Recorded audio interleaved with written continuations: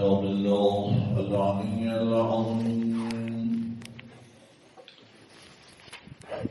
اللهم صل على محمد وآل محمد عجل فرجهم. أعوذ بالله من الشيطان الرجيم. بسم الله الرحمن الرحيم. الحمد لله الذي هدانا لهذا وما كنا لنهتدي لولا أن هدانا الله. ثم خير الصلاة والسلام على خير خلقه وأشرف بريته حبيبنا حبيب إله العالمين محمد بن عبد الله المصطفى.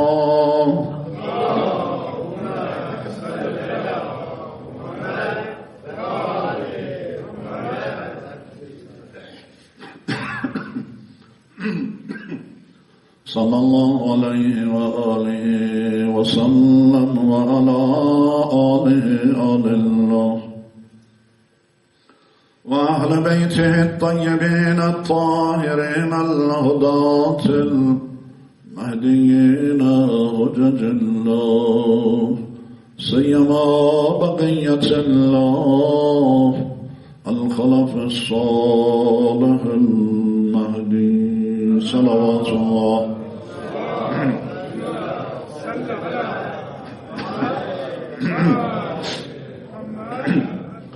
صلوات الله وسلامه عليه وعليهم أجمعين. ولعنة الله على أعدائهم أعداء الله من الأولين والآخرين إلى يوم القيامة. اللهم عجل لوليك الفرج. اللهم عجل لوليك الفرج. اللهم عجل لوليك الفرج بحق محمد وآل محمد.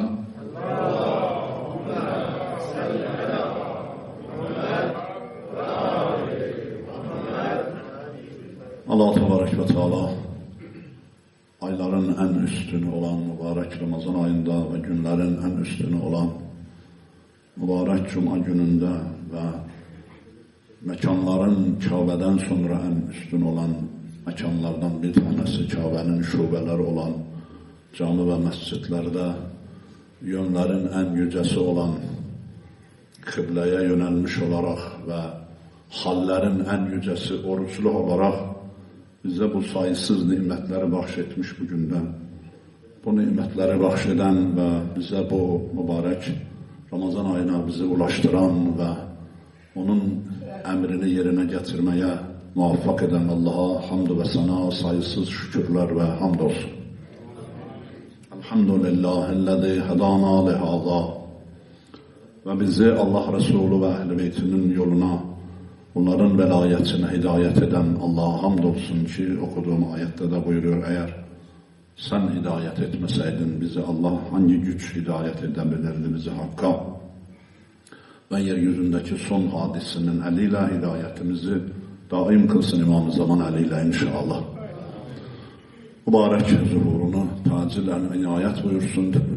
Mübarek zuhuruna tacil inayet buyursun ve kalbini bizlerden razı ve hoşnut eylesin inşallah. İnşallah Ramazan ayı boyunca cumaları namazdan önceki sohbetimizde kürsüde ayetlerle ilgili ve cuma hutbesinde de hadislerle ilgili mübarek Ramazan ayı ve oruç hakkında kısa kısa değineceğiz inşallah. Tabi birkaç tane cuma yetişmez ki biz aylar ister ki o bahsi devam ettirelim genişçe. Kulası olarak salavat verin imamımıza.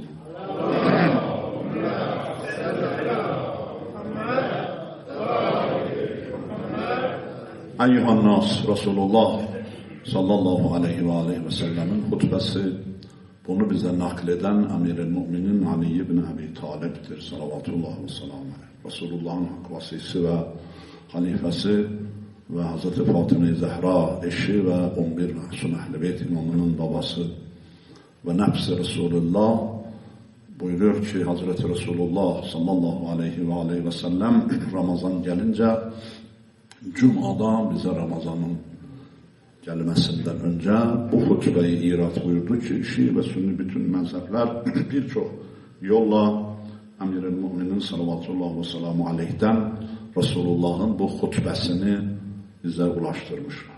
Hutbe ne demek? Ramazan ayının ilk cuması ilk soru. Hutbe ne demek? Vaiz ettiğim yer. Buranın adı hutbe. Ha? Başka? Yok, bura konuşulan yer olduğu için adı öyledir. Aynen tesbih gibi. Tesbihin adı tesbihdir. Tesbih yani zikretmek. Allah'ı anmak. O tesbihle biz zikrettiğimiz için adı olmuş tesbih. Tesbih Arapça o nesnenin adı değil bizim elimizde çektiğimiz şey. Tesbih o zikirdir. Zikir adın olmuş. Hitabı. Hitap. Ahsen. Muhatap karar vermek. Yani konuşma yapmak. Burada dini konuşma yapıldığı için buranın adı ne olmuş? Hutbe. Aynen tesbih gibi. Tesbih onun adı değil. Tesbih Arapça yani Allah'ı anmak, Allah'ı tenzih etmek, Allah'ı zikretmek.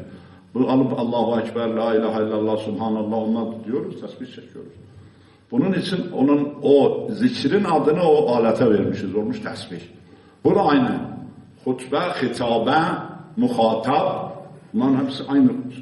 Hitabe yani konuşma, karşıdakine hitap etme. Bizde Türkçe'de hitap biraz yumuşatmışız, olmuş hitap. H harfi olmadığı için Latin harflerinde. Hitabe, muhatap. Yani konuşma yapmak. Konuşma yapılan yerde genelde bu yüksek yerler olduğu için Allah Resulü sallallahu aleyhi ve selleme ilk sefer ne yaptılar? O hutbeyi nasıl yaptılar? O ağaçtan o marangoz niye yaptı? Efendim? Resulullah'ı duysunlar, görsünler. Mikrofon yoktu ki. Efendim, Hazreti Resulü Ekrem'e bir ağaca yaslanarak Resulullah Cuma hutbesini ayakta irad ederdi. Yani ayakta konuşma yapardı Cuma namazında. Ve nihayet o marangozu geldiler. Müslümanlar dediler ya Resulallah biz hem seni görelim hem rahat duyalım. 3 basamaklı bir tane mekan yaptı ki Resulullah oraya çıksın ve insana hitap etsin. Aynı Kadir-i Kum'da da Hazreti onun benzerini yaptırdı ki bilsinler, görsünler Emir-i Müminin Ali ibn Ebi Talib'i diyor benden sonra ben kimin Mevlasıysam bu Ali de onun Mevlası. Bunun hitaba o yapılan yeridir bu mekan. Hala orada o ağaç nasıl sızıldadı, Resulullah nasıl geldi o ağacı kucakladı. Bunlar da kalsın başka bir zaman. Vakit yok. Eyhannas alacağınız olsun. Veya siz bulun, araştırın. Her şey armut gibi istemeyin. İnnehu kad akbele ileykum şehrullah bil bereketi ve rahmeti vel mağfir. Az önce dediniz ki insanlar ya eyyühellezine amenu Kur'an niye Resulullah eyhannas buyurdu? Çünkü Resulullah'ın hitabı müminlerdi, Müslümanlardı. Hitap insanlara, karşısındaki insanlar Müslümanlara hitap ediyordu. O da o nedenle böyle hitap ediyor. Buyurur ki innehu gerçekten kad akbele ileykum şehrullah sizin tarafınıza ikbal ediyor, geliyor Allah'ın ayı. Bütün aylar Allah'ındır. Bundan önceki Şaban, Recep Allah'ın ayı değil miydi? Kuşkusuz. Diğer aylar Allah'ın ayı değil mi? Evet, kuşkusuz. Ama Allah Teala bu aya şeref vermiş. Ve azzamtehu ve kerremtehu ve şerreftehu ve fazzaltehu ala şuhur. Duada okuyoruz. Buradaki duada. Gördünüz mü? Resulullah buyurdu namazlardan sonra okuyor. Müslümanlar başka şey okuyor. Burada dua. Sen Allah o ayı şereflendirdin, faziletlendirdin, kıymetlendirdin, yücelttin. Sen Allah bir şey yüceltmemişse o şey hiçtir. Kul kendisinden bir şeye kıymet veriyor, kendisi kadardır kıymeti. İmam-ı Seccat ve Zeynul Abidin ve Seyyidus Sacidin bu lakapla anılan Ali ibn Hüseyin Kerbela'nın şahidi İmam Zeynul Abidin ibadet edenlerin ziyneti, secde edenlerin efendisi lakabıyla anılan İmam-ı Seccat Zeynul Abidin Ali ibn Hüseyin salavatullah ve selamu aleyhime bakın zakirlerin niyeti ve zakirlerin münacatında, mefatihte veya bakın Sehbe-i Seccadiye'ye nasıl arz ediyor? Allah'ım sen bana öğretmesendin seni tenzih etmeyi, ben seni tenzih etmekten de acizdim. Benim tenzihim ancak benim kadardır. Sana layık olamaz. Görüyor musunuz tevhidi? Görüyor musunuz Allah'ın yüceliğini iki cümleyle nasıl beyan buyuruyor Ehl-i Beyt? Şimdi gelelim. O halde Allah Teala diğer 11 ayın içerisinden bu ayı seçmiş, şereflendirmiş, yücelendirmiş, adını koymuş Şehrullah. Resulullah buyurur, size doğru gelen Allah'ın ayıdır. Mahsus, diğer aylar da Allah'ın ayıdır. Ama o yüceliği bu ismi almıştır. Nasıl geliyor? Bil bereketi ve rahmeti vel mağfira. Bir ay konuşsak bu üç kelimeyi bitiremeyiz. Bereketle geliyor, rahmetle geliyor ve mağfiretle geliyor. Bu üç tane. Bereket ne demek? Rahmet ne demek? Aylarca tefsir eden ayet ve hadislerden rahmet nedir? Bereket nedir? Mağfiret nedir? Bu ayın 3 tane özelliğini daha sonra devam ediyor. Nasıl uykularınız, ibadet, nefesleriniz tesbih, amelleriniz makbul, dualarınız müstecab. Selavat verin.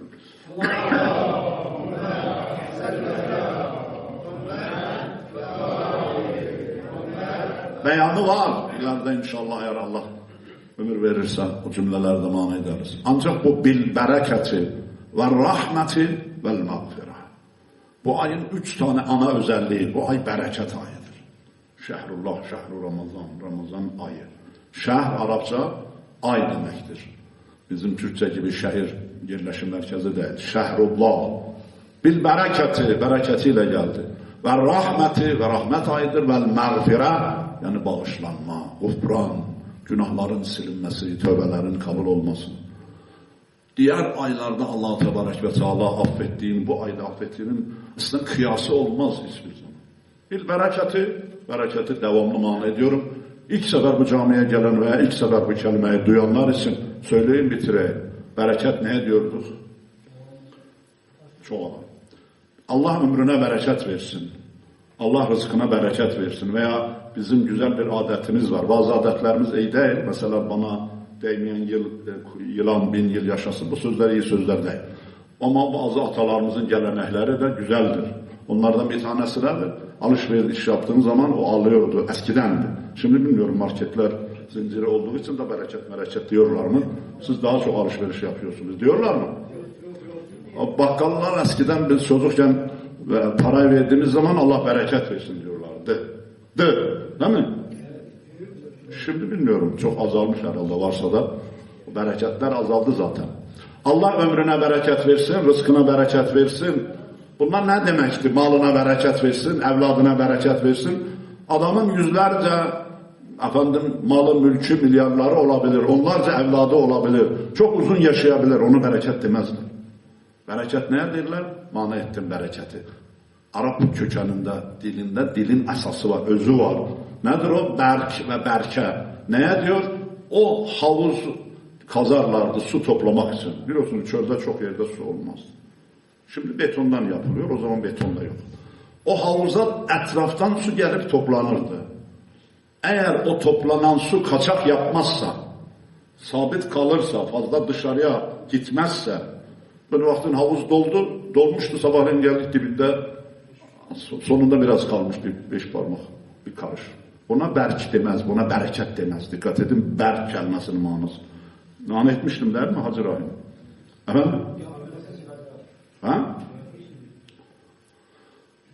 Berke o havuza diyor ki doldu ama suyu muhafaza ediyor. Kaçaklık yoktur. Dikkat edin. Ha. Şimdi bir mal bu taraftan geldi, o taraftan gitti, ona bereket demezler.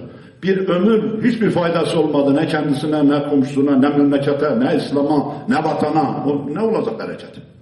İyi ki öldü, kurtulduk. İmam Rıza aleyhi Allah'u tehiyyatı ve sena buyuruyor. Buraya bakın Ramazan ayında. Buyuruyor, bazı insanlar var, ölümüyle insanlardan o rahat olur. Emir-i Muhammed'de Fostu ve Rabbel Kabe. Bu ayın şehidi başına İbn-i Mülcem-i Muradi mel'un zalimlerin zalimi, aşağılıkların aşağılığı. Bu benim sözüm değil, Resulullah'ın sözüdür. Bakar ağlardı Ramazan ayında Emir-i Mümin yüzüne. Niye ağlıyorsun? Bu Allah'ın ayında, Allah'ın evinde, Allah'ın mihrabında katillerin katili, aşağılıkların aşağısı seni zehirli kılıcıyla başından vurup şehit edecek yani. Onu düşünüp ağlıyorum. Emir-i Mümin de fıstı var Rabbil Kabe. Öyle ki başına o zehirli kılıç indi o merhum tarafından. Buyurdu, ha Ali rahat oldu daha. Ne zulümle çektin ya Ali bu toplumdan, bu ümmetten, bu insanlardan. Hostu var Rabbil Kabe. Kabe'nin doğduğum yerin Allah'ına andolsun Ali yetişti daha bitti. Rahat oldu. İmam Rıza buyurur, bazı insanlar var, ölünce rahat olur insanların elinden. Bazı insanlar da var, o ölünce insanlar rahat olur onun elinden. Öyle yaşamayın. Ki desinler, Allah'a şükür canımız kurtuldu. Ramazan ayı bize bir değişiklik olsun. Ne değişiklik oldu? Sabahtan akşama kadar ağzını bağlamak. Bu değişiklik değil. Camiler boş. Cemaat namazı yok. Sohbette kalmak yok. Ne değişti senin hayatında Ramazan ayı? Bir fakirin elinden tutmak, daha merhametli olmak, yanında çalışanlara, diğer günlere nispet merhamet etmek, aç kaldığı zaman, susuz kaldığı zaman hadis buyuruyor, aç kalma, susuz kalmalanları anmak, onlara yardım etmek, kıyametin açlığını, susuzluğunu anlayıp, derk edip, vicdan edip, günahlardan uzak olmak. Ne yaptı bize Ramazan ayı? Bir şey yaptıysa demek ki o Allah'ın istediği Ramazan'ı oruçtayız inşallah. İnşallah. İnşallah. Göreceğiz inşallah gelecek akşamlar ve gündüzler öyle miyiz? Bil bereketi. Bereket. Hazreti İmam Rıza buyurdu, bir insanlar böyledir. Ömrüne bereket versin. Yani ne? Kısa da yaşasa hem kendisi Allah'ın buyurduğu şekilde yaşasın ve hem insanlara fayda versin. Öldüğü zaman desinler Allah rahmet etsin. Ne eserler bıraktı. Ne kadar faydalı insandı insanlığa, Müslümanlara, inananlara, memleketine, etrafına. Değil mi? Şehadet versinler. Bereketlidir bu ay. Her yönüyle. Maddi ve manevi. Bereketin dorukta olduğu yol. Kim koydu bu bereketi? Bu havuzu kim güçlendirdi? Şehrullah, Allah'ın ayıdır da. Ve bu ayın bereketinin sofrasının başında bir Allah-u Teala bir kendisinin temsilcisini oturtmuş. O İmam Zaman'dan başkası değil.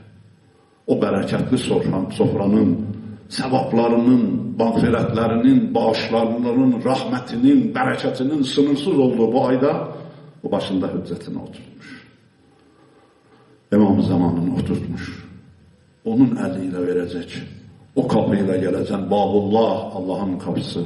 Hüccetullah, Allah'ın hücceti. İzzetin hürmetine Allah bizi hüccetinin kapısından Allah Resulü'nün emaneti olan iki emaneti Kur'an ve Ehl-i Beytine bugün Kur'an ve İmam Zaman'la sarılanlardan gerçek sarılanlardan karar ver ya Rabbi. Bize güç ve kuvvet ver. Ramazanımızla gayrı Ramazanımız bir olmasın. Sadece aç susuz kalmak olmasın bizim maksadımız. Allah'ım kendin güç ver, kendin muvaffak eyle, kendin kudret ver İmam Zaman hürmetine. Senin buyurduğun orucu tutmaya, senin buyurduğun takvaya ulaşmaya, senin buyurduğun maksatlara ulaşmaya oruçla ki vesiledir oruç senin için bizleri muvaffak eyle ya Rabbi.